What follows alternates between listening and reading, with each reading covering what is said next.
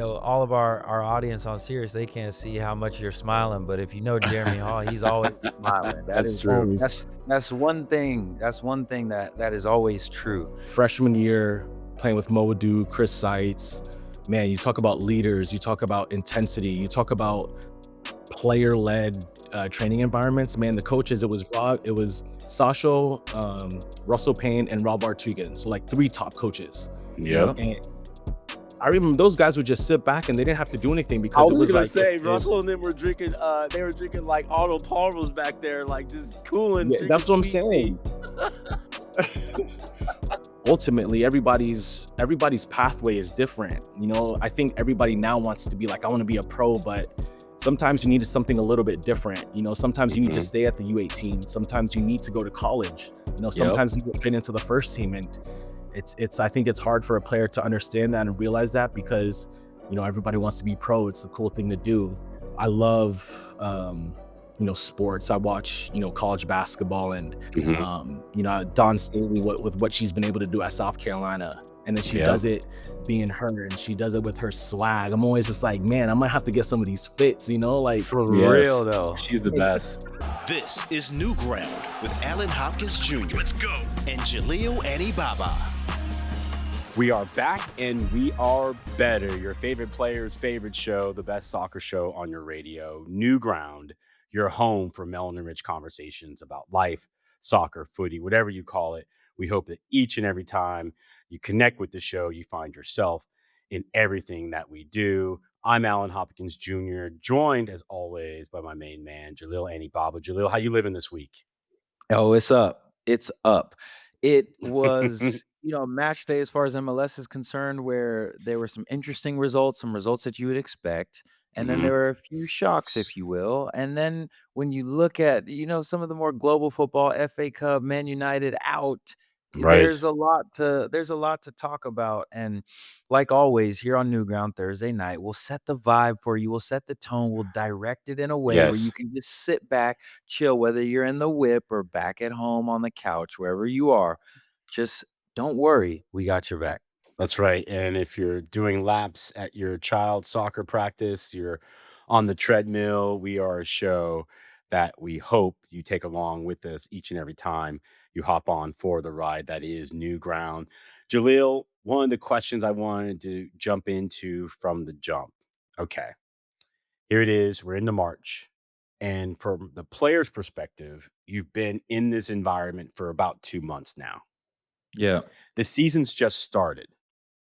But it's also far enough away from the gravitational pull and the excitement of the new year, but you haven't gotten into the real sort of momentum and the traction of the season. What is it like for players in this space where you're starting to settle in, things are starting to feel normal, yet you feel like you've been here on a Groundhog's Day type of vibe with this environment? What's the player's mindset?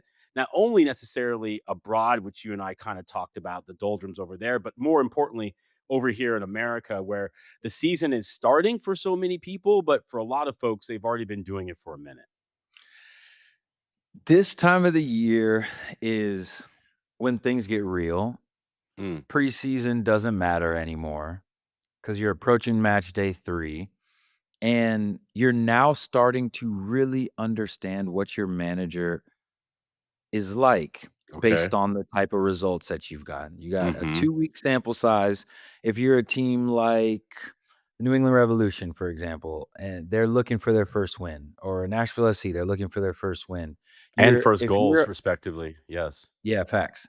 If you're a player in either of those locker rooms or locker rooms in a similar situation, you're legitimately getting to see, okay, does the manager handle these things with poise or urgency? Or is my individual situation affected by our lack of results or whatever have you? So these are the types of things that you're going to be, I guess, handling as a player. And when things are smooth sailing in the earlier weeks, it seems like, okay, everything has been amazing, X, Y, and Z. And they always say have low lows and high highs, but nobody can really fool or replace how people do behave when results either do or don't go their way. We are all tethered in the locker room to how results play out. And when they are going your way, it's all good. When they aren't, it's very, very bad, or it can be.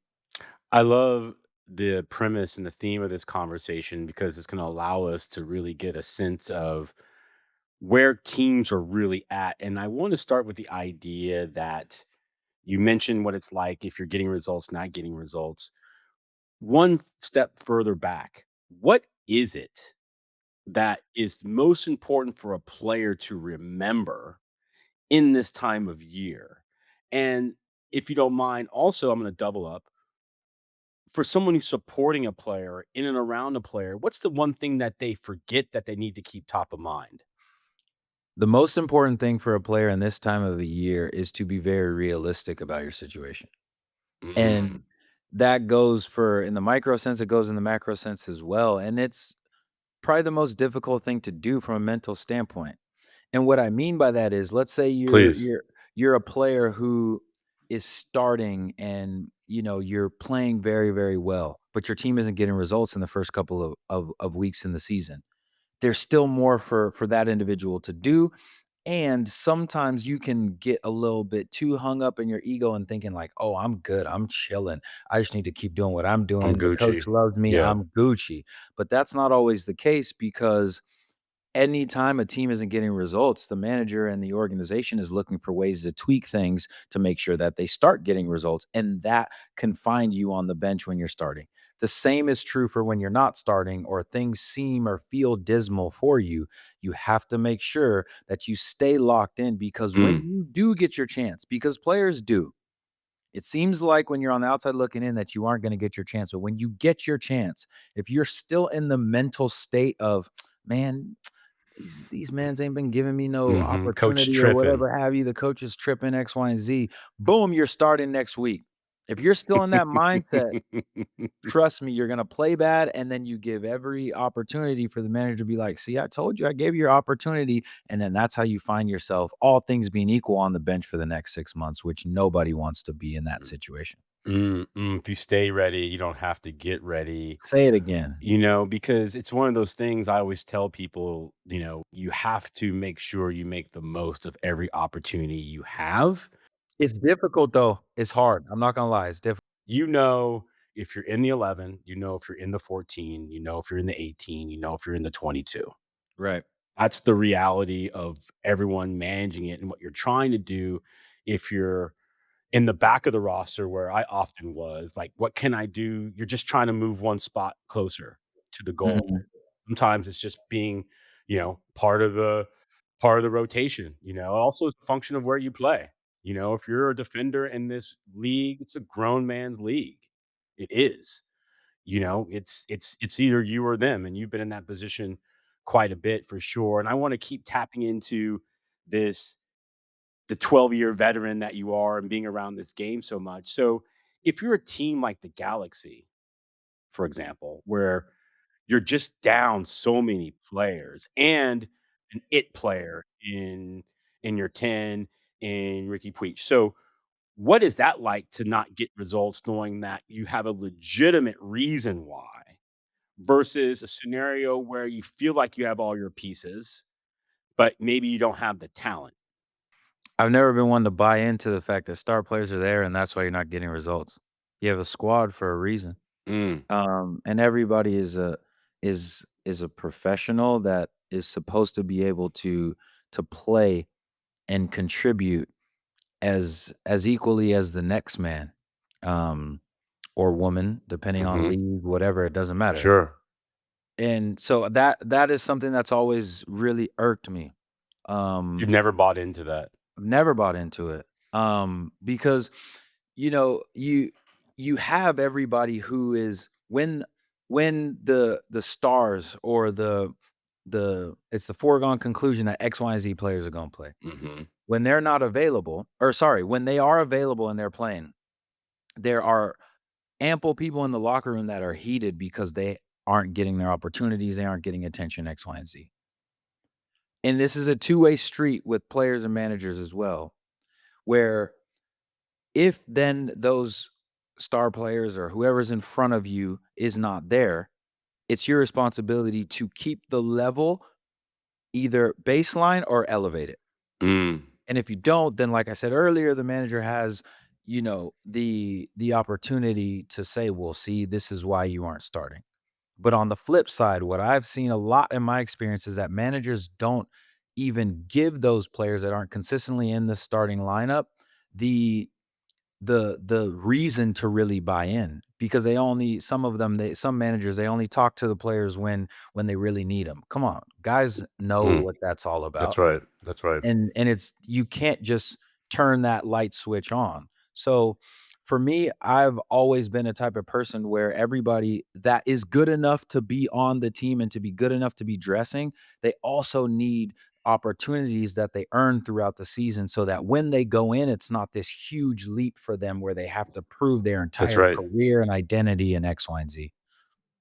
Yeah, I've always believed that a manager has to learn how to give players meaningful minutes before they actually need those meaningful minutes. And it's a little bit of a mindset, but it's interesting that we're talking about this specifically. Nothing happens by accident, of course, but I had a chance to spend time Inter Miami in Houston, and I told the text thread I had a great chat and catch up on game day in the morning with Drake Callender on his way back from injury. I'm a big Drake Callender fan, as most of us are, and certainly when he's back in goal, that's going to really help take them to another notch. But they had no Messi, right? But it's interesting being around in their spaces in their meal room, right? And you're seeing the players, Jalil, walk by and had a great catch up with Yannick Bright, who's balling. These guys all think they're ballers, and Mhm. they don't care. They really don't care. And I just thought it was fascinating that they exuded this confidence. And at the same time, seeing Javier Mascherano and boy, I tell you what, every coach has that same face on game day. Man, he looked stressed. He looked worried. It looked like he was playing all the different scenarios, table topping everything like Mhm. managers and staffs do before the game. Okay, what are we going to do if this happens? And he Right. really tried to be honest. The best teams I've ever been on, the coaches are brutally honest and realistic about every scenario. So when Mhm. those scenarios play out, they're ready to go. They have those cards ready to go. And always play out that way, but at least from a player's perspective, you can see that there's been some thought. So, no Messi, Inter Miami still get 4 goals. They take care of the Dynamo. What does that say to you about everyone else who's risen to obviously a level and standard that Messi brings? That this team is actually built pretty well and can sustain any sort of absences, short term or long term, and be a very good team in this league. Well, I think the last part about what you said in terms of team being built very well is the essence of Inter Miami, and I think a lot of people, well, I don't think, I know a lot of people will be looking at the headlines of Messi, Hmm. Suarez, Busquets, Alba, and to your earlier point in terms of how much swag, confidence, and rhythm they all have, I mean, duh. Yeah, right? But but on the real, they showed last year throughout the regular season that they are the best team in MLS with the best player to ever play the game. So, and again, it gives you that, 96, 97 Bulls vibe because they're not an True. extremely top-heavy team. They're a complete team through roster construction, and they've done a good job to maintain that since summer of 2023 when Messi came in. So, for me, that is going to now continue to be the litmus test for them. How well do they do without Messi? And they haven't seemed to stumble in proving that they can ball, and they almost, almost like the Argentinian national team, it seems as Mm, they take it as a challenge to, if Messi isn't there, we need to hold this thing up, for him. And that ironically plays very well into what we were talking about previously in terms of whenever a star or multiple stars are not out, that is when stars can potentially be born, and that's what we've continued to see with Inter Miami, and I personally like to see it because I've always been a type of guy where it's, "Yo, you don't do nothing without your team and your mhm. entire squad." I just think people just forget sometimes a high tide floats all boats, and being around the pink and black, There's a lot of swag there. There's a lot of belief, a lot of confidence, and a lot of soccer IQ and ballers. So I think they're going to be just fine. And I think they're coming for everything they didn't get a year ago. But they're also being mindful that they want to be playing December 6th and it is March 6th. So, Mhm. Yeah. you know, uh, patience is a virtue, but you certainly have to have that sense of urgency along the way. So, great catch up, great conversation. The league is off and running, a lot of fun now that all the different arms of the machinery are working and operational, and that includes MLS Next Pro. Coming up on the other side of the break, joining us to cover new ground, Minnesota United FC second team coach Jeremy Hall stops by. We talk about his journey, we talk about his career, both domestically and as international, and we also dip into life coaching at the next pro level. Joining us to cover new ground, a man who has a ton of experience playing professionally in MLS, New York Red Bulls, Portland Timbers, Toronto FC, a versatile and a very good midfielder for a long time, a national champion at the University of Maryland as well. He's also right now currently the head coach for Minnesota United FC2 and MLS Next Pro that gets underway. Of course, we're talking about Jeremy Hall, their head coach, joining us this week on New Ground. Jeremy, how you living? Let's go. I'm great, man. I'm really excited to jump on with you guys. That intro, it brings me back. Some of these kids that I coach now don't know about it, so it's nice to hear it again. Oh man, you know what? I'm here to give the receipts, and Jalil knows that. Our listeners know that. And I had a funny moment a couple years ago. I was with the club. Roy Lassiter was a coach in the club, and these guys are kind of one day, Jeremy, like, what's Roy? Like Roy. Oh, Roy on me about this. I made them come into my office and I just showed them YouTube clips of Roy just scoring goal after goal after goal. And then they got their mind right. But we want to make sure we give our receipts to people who've been in the game. You brought up Roy Lassiter, and for me, like, he's the reason why I'm a pro. And it's Oh, so really? cool. Like, couple years, yeah. I grew up in Tampa, and so I used to watch him score goals, bang goals, and I was just like, number 11, that's me. And then when he moved to DC United, number 15, that's me. Like, he was my guy. And so a couple years ago when we played Houston and he was the assistant there, I went up to him right away. I was like, yo, like, this is crazy, man. Like, he was my idol growing up. So I got a lot of time from him. So can you just repeat that question? I just had to throw that in there because that's my guy. We love that you are connected to Roy that way. And when you think back to your playing career, what have you held on to from those days that make you a different coach and provides you a little bit of a different lens to be a head coach in MLS Next Pro? Yeah, I like that.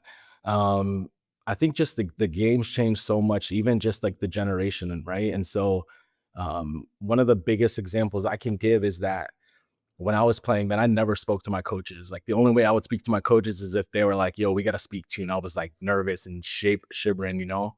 I just want to be like open and transparent and build relationships with the players first, because you know how it is, man. Like, if you're confident, then you can play. If you're nervous, you're on eggshells. Like, we don't get to see the best version of you. And so, building that relationship with the players, being open, letting them know that we can talk anytime. I want to get to know you as a person first, and then from there, we can build that relationship, and then I can really push you and probe you and try and help you. And so, I think just with this generation, there's a lot more questions to be asked, and so relationships are a huge part of it right now.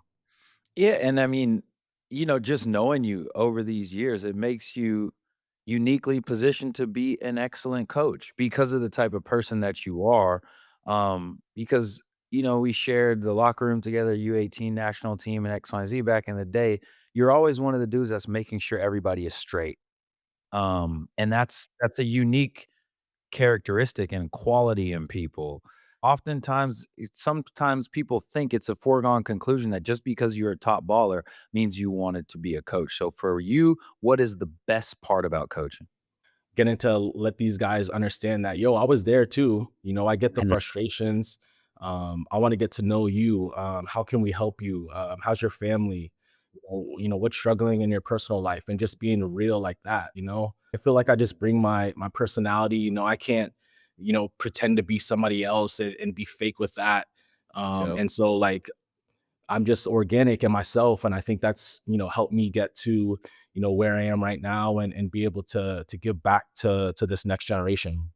That's so beautiful, and I don't wanna hijack, my feelings, but what was Ja wearing? Like, tell me how Ja was in national team camp. I wanna hear, like, what boots were y'all rocking? What year was it? Like, what was the vibe? It was definitely before people were cutting socks and everything, but, Yeah, like, it what was that was. like when people, like, were in, like, those days when you rolled into camp? Yeah, that part was cool. What was it? What was I think it was, wasn't it the Pan Am Was Games in the Pan Brazil? Am Games in Brazil and Rio, yeah. Yeah. Man, what an experience. I still talk about that all the time, man. Like that trip to be in, the Olympic Village, see all the other Yep. athletes. Man, it was cool. It was definitely everything extra large, right? Yep. The pants were big, the shirts were big too. Um, Man, we had some good players though, but it was cool. Like those times are so cool because we competed against each other at the club level, and then you go into school, and so to reconnect with those guys, playing for your country in tournaments like this, man, those experiences, you don't forget those. I think perfectly segues me into some of the things that you were able to achieve as a player early on in your developmental stage, not just, being with U17 residency national team, but a lot of how the landscape has changed now is not every single top baller is going to college. Some are, some aren't.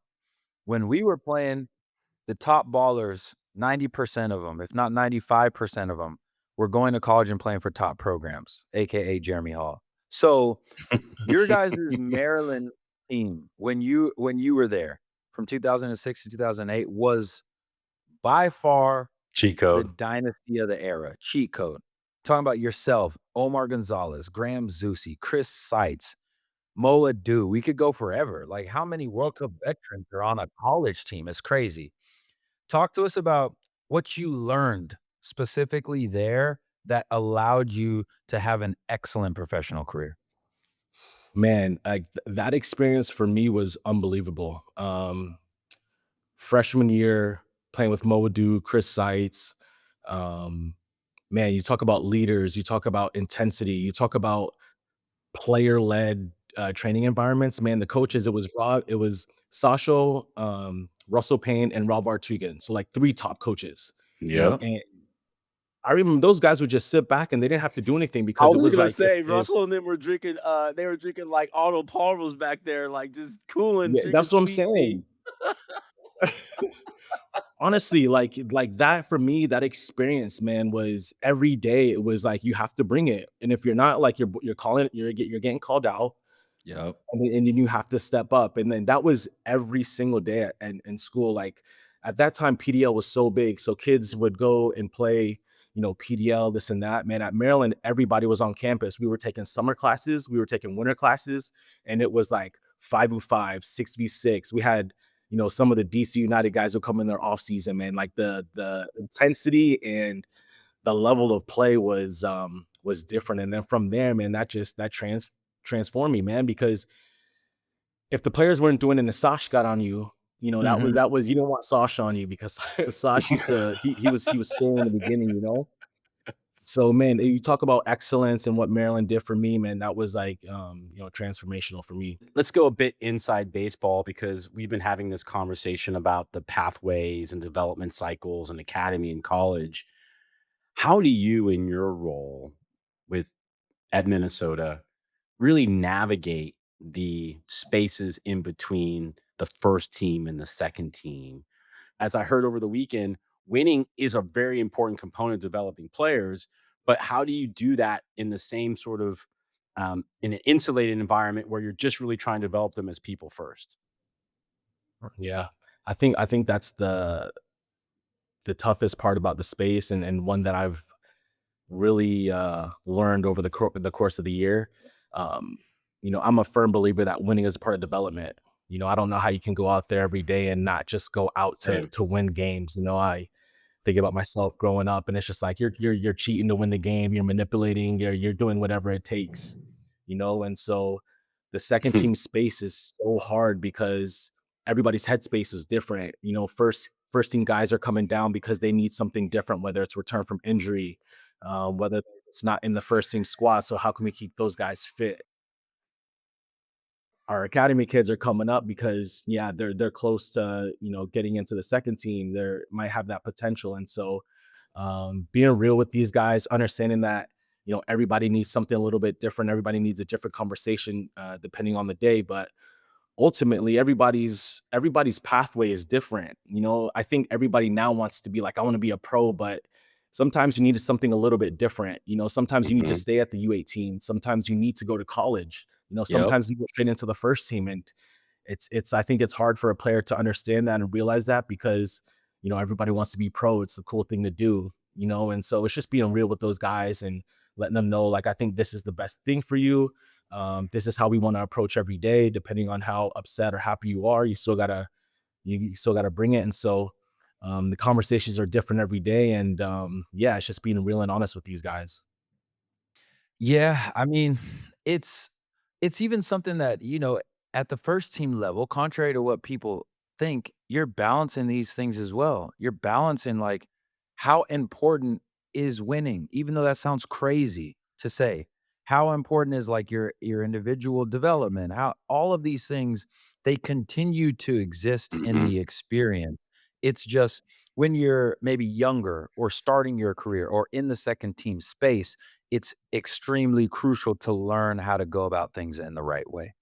And when you talk about going about things in the right way, a lot of that comes from people's foundations, whether it's their household, whether it's the way that they were taught to think about the game. What are some of those foundational cornerstones for you? How did footy become more than just, something you were doing when you were a kid? How did it become something that you really wanted to excel at? Who got you into the game and who developed your mindset from an early age? Mm. Yeah, man. So I kind of touched on in the beginning, Roy Lassiter, just seeing him, this guy up top, somebody who looked just like me, amazing player. I still have his autograph in my room, man. It's cool. Um, and then like, yeah, I don't know. It's such a good question because like growing up as a kid, man, I played everything. It didn't matter what it was, whatever sport, whatever. I wanted to win at everything, and so, seeing somebody like that and then being able to have some of these experiences of, going into the national team and that experience in residency was different, man. Talk about cutthroat. And guys are in there for 6 months and then they're released and new guys are coming in because Mhm. at the end of the day, you're Mhm. preparing for this World Cup. It was dog eat dog, and everybody was still boys at the end of it. We're all trying to help each other out, but at the same time in the field, like we were gunning for each other. Um, I think with that, with a little bit of luck, I've obviously been blessed to have the career I did and be in the position that I'm at. And so yeah, man, just being able to, tell the story, and push these guys, I feel like I'm in a very fortunate position. Who was the player when you were coming up? You mentioned Roy, but from afar, was there a player that you saw internationally or a player even domestically that was doing their thing that you pointed to as a North Star, um, that you remember sort of thinking, "Okay, this is a pathway for me. This is something, that I'm passionate about." Can you recall, a player or a moment that sort of took you to that next step in your mind that this is what you wanted to do? Yeah, that's a really good question. I actually I took a course and I had to come up with this person. I had to think about it for a little bit and then it stuck to me. It was Mo Adu. You guys know Mo, man. Yeah, of He's a course. cool. We've had Mo on the show. Yeah. Yeah, but I remember just my freshman year, man. Mo was he was you talk about like the glue, man. He was the glue. He was my barber. He was somebody that you can go and talk to like an older brother. Um, my You were getting teammate, the but like hey, he getting the was fade right. Hey, Jeremy, getting the yo, fade right, and then also getting some counseling from Mo, the barber. I love it. I love I it. had it all. I had it all. He had me looking good on South Campus, College Park. Um, but he was somebody that just drove, man, intensity. And I'll never forget it was our preseason game my freshman year. We're playing in Indiana against IU, and that squad was good too, man. There were some really good ballers on that team, but I just remember giving the ball away a couple times and he gets on you, and then I did something good and he was just like, "There you go, Jay. Okay." And I'm like, "Yo, like he's holding me accountable when I'm losing them all, but he's also praising me." So like you just find like that second win in that life and you're like, "Okay, like this guy's going to ride with me, man. He's got my back, you know?" And so that was through the course of the year. And I'm just like, man, like so many times we're just so, come on, come on, come on, come on. But we never praise the good, whether it's something simple as a little 2 yard pass or a recovery run or a tackle. And Mo was so good at that. And then I think it just shows with the career he had. And so when he left after our freshman year, that was something that I tried to, embody myself and kind of, take that role as a player. Nah, that makes perfect sense. That makes perfect sense because at that time, that was the exact time where you and I synced up. So, that was already very much the first thing about you that I could realize is that, "Oh, alright, Jeremy's one of the dudes that was with the residency team and the World Cup team and whatnot in the U17 ranks," and when we were getting into the 18s, it was like the dudes that were in residency, they were the top dogs. So I was kinda looking to see, like, how y'all would flow, and I could tell right away, like I said earlier, you were one that was making sure that everybody was straight, but also too wasn't getting it twisted. When we needed to ball, you were like, "Hey, y'all need to step up your stuff right now."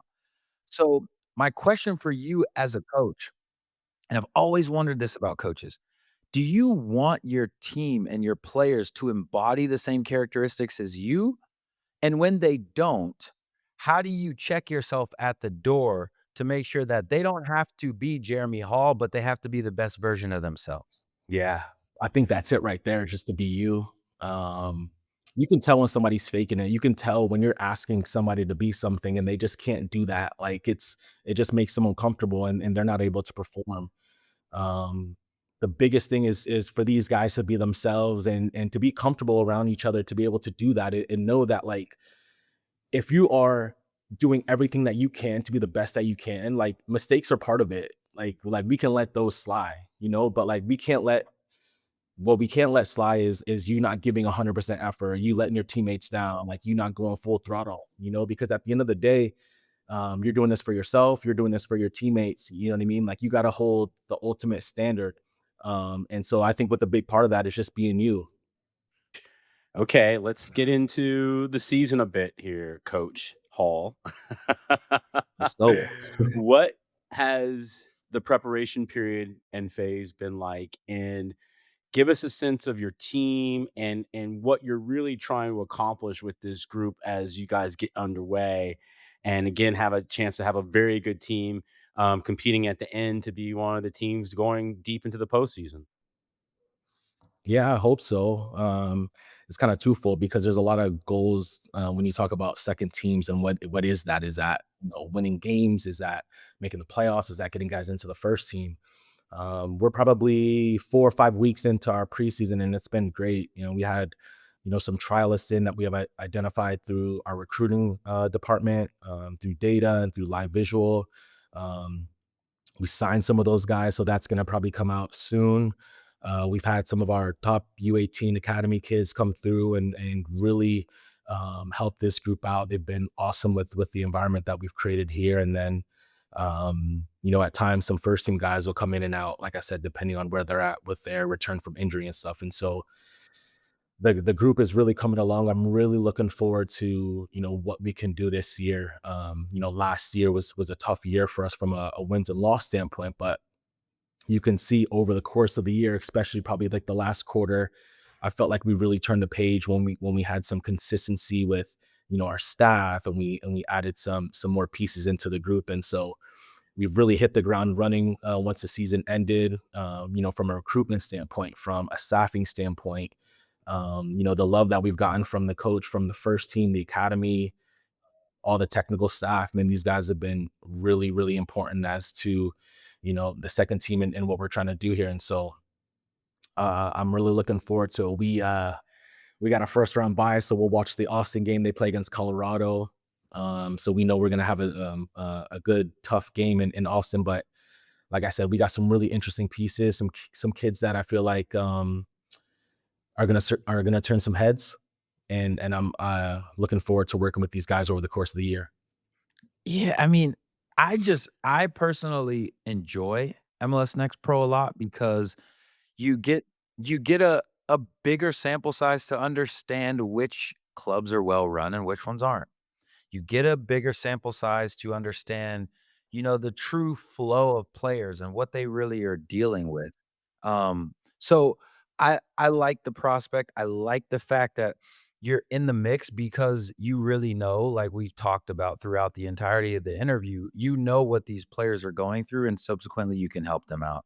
But for me, I always want to know what people have been able to do or accomplish that allows them to navigate very difficult things.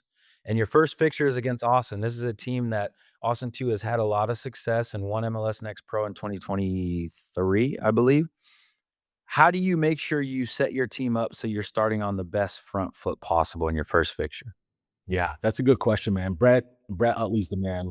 He's a really good coach, man. He's got those guys balling. For me, I'm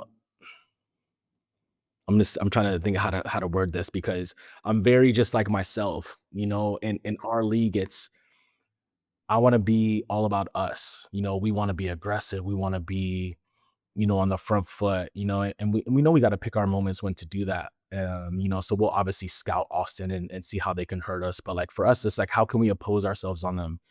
Like I said before, we got some really exciting dynamic players, especially that we're gonna sign, in various positions that I'm really excited for these guys to get exposed to and turn some heads. So as much as we're going to prepare for Austin, I think we don't have a game, so we might have the upper hand in the sense like they don't know what we're going to throw out. They don't know how we're going to play. They don't know what players we have, and it should be a really exciting game. And like I said, Austin's really good at home. We know we're going to have to suffer a bit at times, but I want these guys to be brave. We talk about being brave all the time, in possession, out of possession, run with intensity, and so. I think if we can do that, like I said, we haven't had the success in Next Pro yet, but I think this year, like I said, we'll turn some heads. Some players individually will definitely be talked about, and yeah, I'm excited to get this thing going. Jeremy, one of the cool things about your journey is I had a little bit of a window into your process in joining Minnesota United, and Amos McGee is one of those good dudes in our space. He's a great dude in our space, and that allyship, that solidarity, and I often say that intelligence, talent, and wisdom is widely distributed, but opportunities are not. So, what does it mean for you to be in a space? Next Pro has quite a few black coaches, had 10, upwards of 10, I believe, at some point last year, head coaches. I'm thinking the number is 9. And I'm fascinated by that space for black head coaches. What has it been like for you to be in an environment that has been supportive of you because of you, but also being intentional and mindful to create a space for you to go and do your thing? Because we've talked to Kelvin Jones, we've talked Marlon LeBlanc. That is a real platform for coaches who are on the ascendancy. So, how has that been like for you? To be a head coach in this space where there's quite a few other black head coaches as well. Man, it's amazing. Honestly, like you talk about representation and for these guys to see that yeah, these black men can do it too.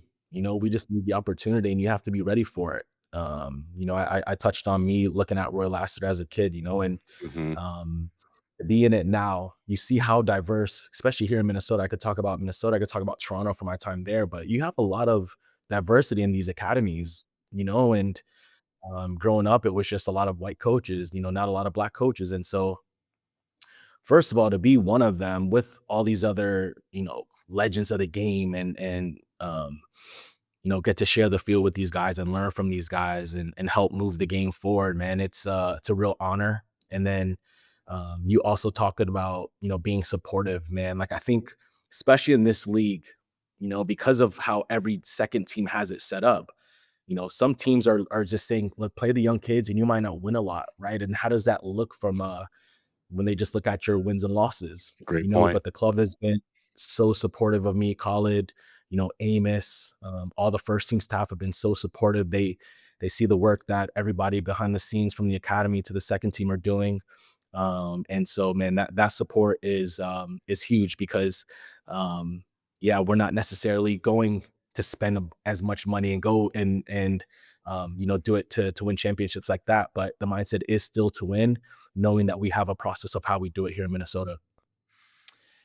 Jerry, man, you've been blessing us with wisdom, man. Blessing us with all of our audience on Sirius, they can't see how much you're smiling, but if you know Jeremy Hall, he's always smiling. That That's is true. that's one thing that is always true.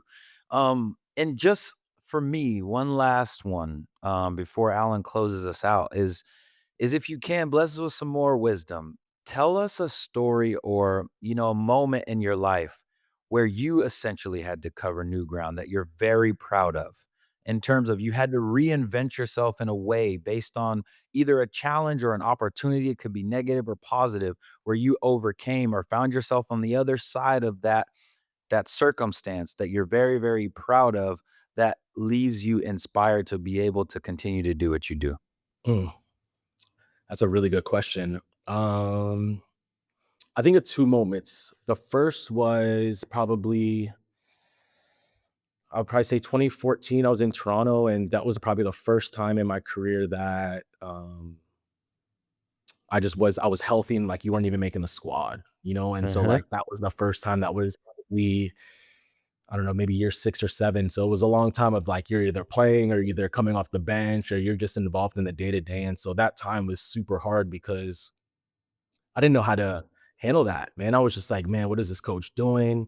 And like I said, I wasn't going up to the coach being like, what do I got to do? I was just like, I'm just going to do it through playing. And just at that point, it just wasn't good enough, I guess. And so, um, navigating through that difficult time was huge, man. I met some people outside of soccer that, I would talk to and hang out with that just got my mind away from work, which was what I needed. And then, when that season ended, had really good conversations and ended up moving clubs and ended up being able to still play at a high level. But navigating through those difficult moments is why I love this space, is because all these guys are going through all that. And, I got to Yeah. experience that, and sometimes you just gotta grind through it. And good things will happen. Just continue to be a good person, show your worth, show your work, and then you can grind through that. And then the other time I think about was after the 2018 season, I was playing with Sacramento Republic. I was the captain, I was playing every game, and I didn't get my option picked up, which was like a surprise. Shout I'm out like, to wait, Roro. and so I ended up, retiring, I guess, after that season and just being like, you know what, I want to get into this next phase of my life. I'm not just going to hold on to it. How can I, jumpstart this? And, looking back on it, it was probably a blessing because, I feel very fortunate to be where I am. And, some of these things don't happen unless you got to hit a little bit of adversity, and so just keep plugging away, just grinding every day and good things happen. Give me a coach inside the game that has been influential in your development, and then give me a coach outside of soccer or a leader that you're absolutely trying to tap into in terms of a mindset or a mentality that aligns with who you're trying to be as a leader and a coach and a teacher of the game. I would say on the soccer field, I think Sash, like now that I got into coaching, I think Sash he had a big influence on me, just, Mhm. his level of intensity. And, Maryland talks about excellence. I see why he was so into it, bad to say, come on, because he cared so much, and I feel like I have a bit of that in me. So now as I've gotten older, yeah, I would say I have a bit of that in me. And then I would say outside of the game, this might be an interesting one, but I love, sports. I watch, college basketball and, Mhm. Dawn Staley, with what she's been able to do at South Carolina. and then she Yep. does it being her, and she does it with her swag. I'm always just like, man, I might have to get some of these fits, like, For real Yes. though. She's the and best. and I she you know. and you can see her, man, like, she can get into her players, and her players know, like, "Yo, we're just trying to get you better, like, this is the level that we're trying to get to," and, they always got the bullseye on their back, and she's still her. She's calm, she's cool, man, she's got her swag out there doing that, and so, I hope one day I could meet her and just pick her brain and, bring some of that swag to our game as well. We're gonna make that happen because that is someone she was, we're about the same age, so she was balling in college, and she literally was, like, the best student athlete, you know what I mean? Like, for me, in terms of how she was carrying herself and what she did, and then even her pathway to coaching and everything, but I see her, I know, Jeremy, you get all crazy coach too. She got her little twisted up little program, Yup. she ready to she gets in her defensive stance. I'm sure you be trying to nod home little balls off corners and stuff like that. Oh, yeah. So It's you so got the true. English in It's there, so true. like you be leaning into every tackle and living every dream. And that's one of the things that I know I've really enjoyed. Just watching you on the sidelines and being able to see how you carry yourself. And I think not only the Minnesota United FC organization is lucky to have you, I think it's just such a great relationship and partnership. And we wish you nothing but the best of luck. And we'll be checking in as well. We love Next Pro. Jalil and I both talk about the youth game and that part of development quite a bit, and we think it's so important. And we know it's been important for you as well. So we appreciate you taking out time to joining us on new ground. And Jalil and I wish you nothing but the best of luck, my man, this season. Yeah, thanks so much for having me, and this is cool. It's Jalil, it's been a minute since I've seen you, and then I got to see you in Palm Springs, which is amazing. It You was look a good. vibe. And Alan, I hope to run into you soon too, man. I appreciate you guys. Seriously. For real, bro. Anytime you're in Nashville, you got a home, fam. Absolutely. Welcome back. Thanks so much for joining us on New Ground on SiriusXM FC. Time to give out our flowers, but before that, much love, so much fun, a great conversation with Jeremy Hall, Minnesota United FC2 head coach as the MLS Next Pro season gets underway. Fantastic conversation. I didn't know that Jalil and Jeremy represented the U.S. at the U.S. youth national team level. A lot of fun. Never know what you're going to learn here on New Ground each and every week. That time for us to give out our flowers. Last week, I gave my flowers to Ray Gaddis as he was named to the Indiana Soccer Hall of Fame. This week, I'm splitting my bouquet, one going across the pond, one staying here. First, shout out flowers to Justin Cochran, Brentford FC, first team assistant coach. He has been named this week as Thomas Tuchel's assistant coach with the England national team. I'm on the board at Brentford FC. Justin is a great coach, really excited about his future and a great opportunity for him to man the sidelines every week in the Prem. And then now, as well as England gets ready for the 2026 World Cup. Congratulations to Justin. And then my other bouquet going out to the newly minted Hall of Famer at Wake Forest, Ike Opara. Ike, the ninth men's soccer player inducted into the Sports Hall of Fame, one of the best to ever do it at MLS, a great steward of the game, MLS Defender of the Year, all the receipts and accolades as a player, and one of the co-founders for Black Players for Change, one of the great guys in our space. Ike Opara, congratulations, Wake Forest Hall of Fame in mortality there. So congratulations to him. Jaleel, who are your flowers going to this week? I mean, man, when you talk about a top grade A brother, you're talking about Ike Opara. This is a guy who was an amazing player, an excellent player, also represented the first team as far also represented the full US men's national team as well. Don't forget about the fact that when he was in college, he was also named ACC Defender of the Year 2 times in 2008 and 2009. But when you sit down and you talk to Ike, and you talk to him about, his deeper thoughts, you're really getting into an amazing conversation. He also can bring a lot of levity to things too. He is extremely funny, hilarious. This is a very, very well-rounded cat right here. One of the guys that I would consider myself very, very close to for a lot of the things that I just mentioned, but Our shared Nigerian heritage brings us together as well. And, just a guy that deserves everything and every reason to be remembered throughout his playing career. But when you know Ike as well, you know that he's very much enjoying retirement. My flowers are connected to Ike in many more ways than people would realize. My flowers are going to the San Jose Earthquakes. This is a team that Mm. drafted Ike far back in the day through Generation Adidas program. And one of the main reasons why they're getting flowers is because they've started the season off very, very well, getting a result on the road against Ike's former team in Sporting Kansas City. And they do it in a character building fashion. They go down to 10 men in the 52nd minute where Hernan Lopez gets a double yellow, and then they find a way to hold the result. I told you guys when we were previewing the season throughout preseason that San Jose is going to be a team that will be the most improved team in 2025. That's what we're already seeing through 2 weeks of footy. Let's see if they can continue it up. But I love to see teams rise up from the ashes like a phoenix, really trying to do something dangerous. And that's what I feel that we have on our hands here with 2025. As far as the San Jose Earthquakes are concerned, Stefan Geraldo, our producer, will be very happy about it because that is right in his backyard. Shout out to Bruce Arena and company because San Jose Earthquakes are revitalized and reborn in this new MLS season. And to put a bow on that wonderful bouquet, Jaleel, based on available information, San Jose Earthquakes are in first place right now in the West.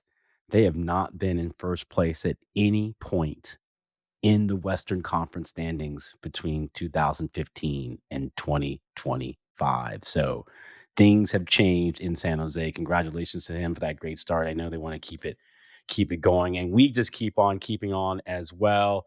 New Ground, as always, expertly produced by our executive producer, Stefan Geraldo, our New Ground team, the best in the business, Megan Fontenot, Krista Mann, our music director, always spitting fire. Amazing. You can subscribe to our YouTube channel and follow us on social media. Our handle is at New Ground Show. A reminder, you can listen to our previous episodes on the SiriusXM app. For Jalil Anibaba, I'm Allen Hopkins Jr. We'll see you next week on New Ground on SiriusXM FC, channel 157. As always, thanks for listening.